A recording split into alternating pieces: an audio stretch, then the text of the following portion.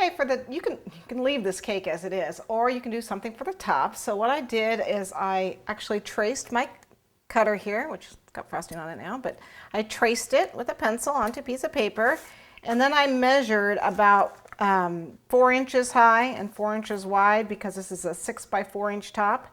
A number 40, only because this is going to be a birthday cake for a 40-year-old. So you can actually, leave that off and just do the daisies. What I'm going to do is put it on a flat surface. In this case, cover it with wax paper. And I'm going to go ahead and heat up my chocolate.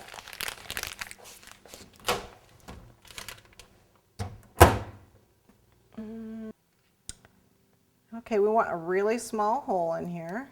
If you've got a plastic tip, you can actually use plastic tips. Okay, and what I've got is wax paper on top here, and I'm just gonna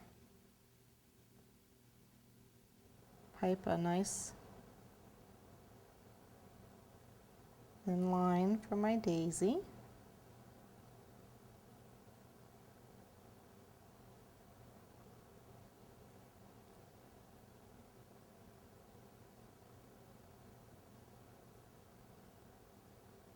Okay, and I actually want to just tap it a little bit so it's flat.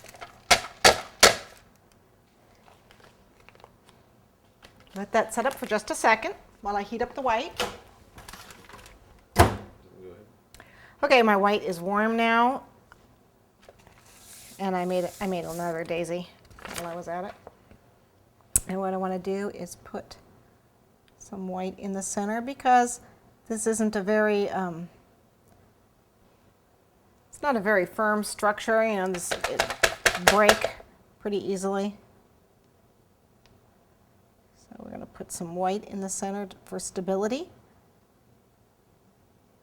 And since these have white centers, that works for me. Tap it down so it smooths out a little bit, and then you want to pop it into the refrigerator or the freezer for a few minutes to chill. Let's get that a little more round. There we go. Okay, at this point, I'm ready to do my number. And I want it nice and thick.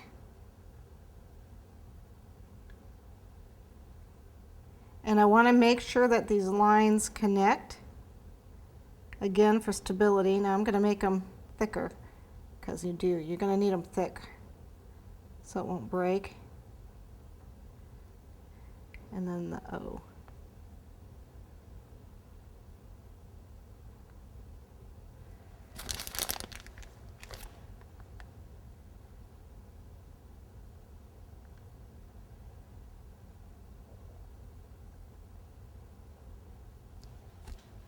And then I want to smooth it out. And this is going to pop into the freezer also. Should take about maybe 4 or 5 minutes.